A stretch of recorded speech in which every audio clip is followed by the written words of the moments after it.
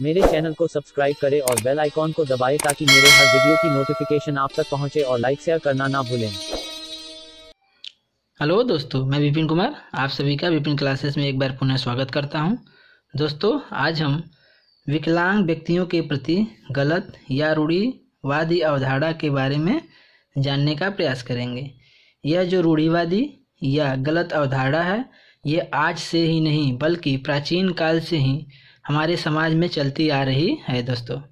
तो ये जो विकलांगता है दोस्तों, या विकलांग बच्चों के प्रति गलत अवधारणा है, यह कहीं ना कहीं हमारे समाज में आज भी व्याप्त है। तो आइए फ्रेंड्स, जानने का प्रयास करते हैं कि ऐसे कौन कौन से गलत अवधारणा है विकलांग बच्चों के प्रति।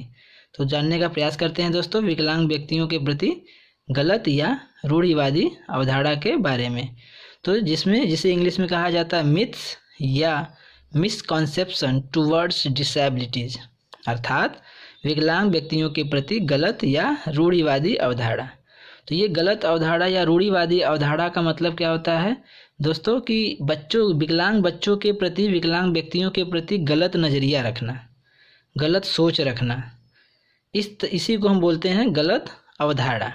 तो हम जानने का प्रयास करते हैं दोस्तों एक एक करके, जिसमें हमने पहला बताया है, इन्हें बुरी आत्मा या राक्षस माना जाता था या माना जाता भी है दोस्तों। कहीं कहीं हमारे समाज में जब भी विकलांग बच्चा जन्म लेता है तो उन्हें बुरी आत्मा या राक्षस का दर्जा दे दिया जाता है, या बुरी आत्मा या दुष्ट आत्मा, राक्षस, डायन आदि आदि शब्दों से इन्हें बुलाया जाता है दोस्तों, कहा जाता है। ये भी हमारा एक मिसकॉन्सेप्शन है, गलत अवधारणा है दोस्तों विकलांग बच्चों के प्रति।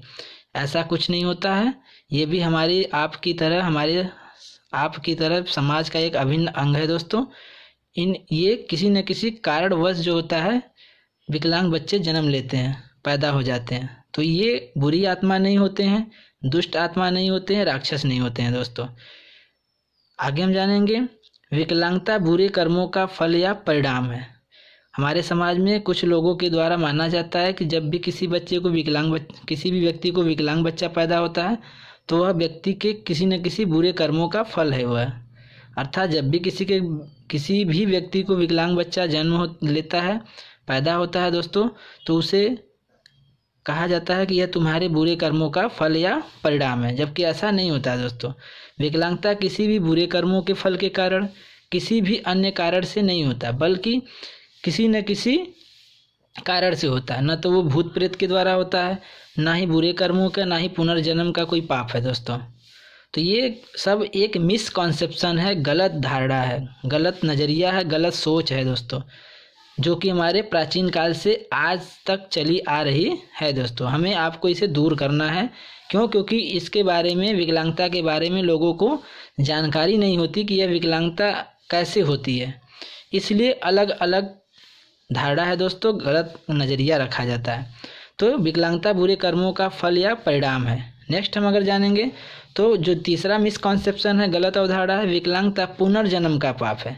माना जाता है कि जिन व्यक्तियों को विकलांग बच्चे पैदा होते हैं वह उनके किसी न किसी पुनर्जन्म का पाप है, पिछले जन्म का पाप माना जाता है, जबकि ऐसा नहीं होता। विकलांगता भूत प्रेत का परिणाम है।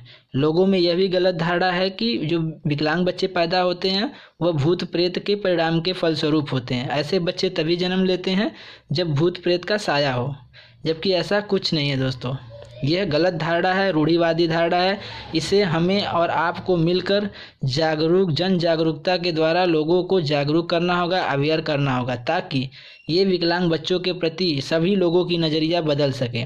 नज़रिया किनकी बदलनी है दोस्तों, सोच किसकी बदलनी है? पहले तो हमारे समाज के बदलना है, फिर अभिभावक का बदलना, क्योंकि अभिभावक को भी लगता है कहीं ना कहीं कि विकलांग बच्चा अगर हमें पैदा हुआ तो हमारे बुरे कर्मों का फल है, हमारे पुनर्जन्म का फल है, भूत प्रेत का कारण है। ये सब गलत धारणा है फ्रेंड्स। इसे हमें आपको मिलकर जन जागरूकता के द्वारा लोगों की सोच को बदलना पड़ेगा दोस्तों, ताकि समाज में हमारे इन बच्चों को, निःशक्त बच्चों को भी वह सारा सम्मान मिल सके जो हमें और आपको मिलता है। नेक्स्ट हम जानेंगे कि विकलांग भूत प्रेत का परिणाम है। दोस्तों, विकलांगता को माना जाता है कि भूत प्रेत के जरिए, भूत प्रेत के परिणाम स्वरूप होता है। जिन व्यक्तियों के ऊपर भूत प्रेत का साया होता है उन्हें ही विकलांग बच्चा पैदा होता है, जबकि ऐसा नहीं होता। ये गलत धारणा है। विकलांग व्यक्तियों को देखने से दिन खराब हो जाता है। बहुत सारे उच्च सोसाइटी वाले, हाई फाई सोच वाले सोचते हैं क्या, यह मानते हैं, लोगों में यह गलत धारणा है, मिसकॉन्सेप्शन है कि विकलांग व्यक्तियों को सुबह सुबह अगर हम देख लें तो हमारा पूरा का पूरा दिन क्या हो जाता है, खराब हो जाता है। जबकि ऐसा कुछ नहीं है फ्रेंड्स। दिन खराब होना किसी विकलांग व्यक्ति के ऊपर डिपेंड नहीं करता, बल्कि हमारे आपके कर्म होते हैं, सोच होते हैं दोस्तों, जो कि हमें इस तरह से सोचने के लिए बाध्य करते हैं। विकलांग व्यक्ति अभिभावक समाज के लिए बोझ होते हैं।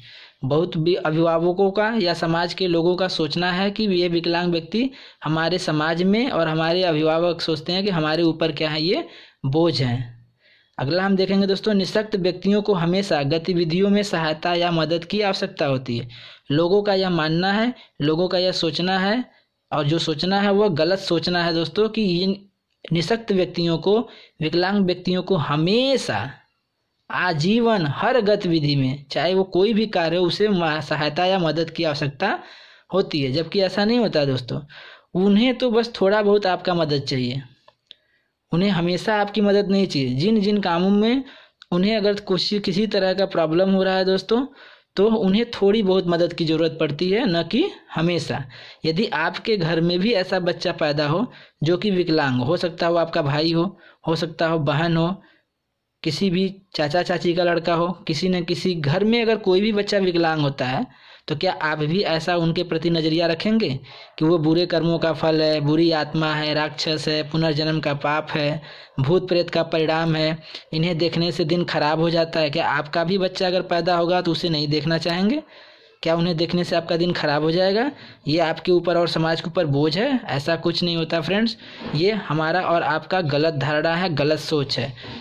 इसलिए ऐसा, क्योंकि इनके बारे में इनके बारे में, ऐसे बच्चों के बारे में अच्छे से जानकारी हमें नहीं है। जिस दिन जानकारी हो जाएगी कि विकलांगता किस वजह से होती है, आप ऐसे बच्चों के प्रति, हम आशा रखते हैं, नहीं पूर्ण विश्वास भी रखते हैं कि आप इनके प्रति अच्छी सोच जरूर विकसित कर पाएंगे। नेक्स्ट हम जानेंगे दोस्तों, निःशक्तता से ग्रसित बच्चे कुछ सीख नहीं सकते। बहुत सारे लोगों का यह मानना है दोस्तों, प्राचीन काल में भी ऐसा चल रहा था दौर, आज भी चल रहा है, कि जो विकलांग होते हैं, निःशक्त होते हैं, वो कुछ नहीं सीख सकते। जबकि ऐसा नहीं होता दोस्तों। बहुत सारे निःशक्त व्यक्ति ऐसे भी हैं जो बहुत कुछ सीख गए हैं। सीख कर हम आप जैसे नॉर्मल व्यक्ति को, सामान्य व्यक्ति को भी पीछे छोड़ गए हैं दोस्तों। जैसे रामायण में जो गीत गाए हैं रविंद्र जैन, वो बहुत बड़े सिंगर थे, वो वीआई थे, अंधे थे, लेकिन एक रामायण में गाना गाकर अपना मिसाल प्रस्तुत किया दोस्तों। उसी तरह अगर हम बात करें नेक्स्ट, तो ये अपने जैसे लोगों में ज़्यादा खुशी, स्वच्छंद, शांत, आराम से रहते हैं।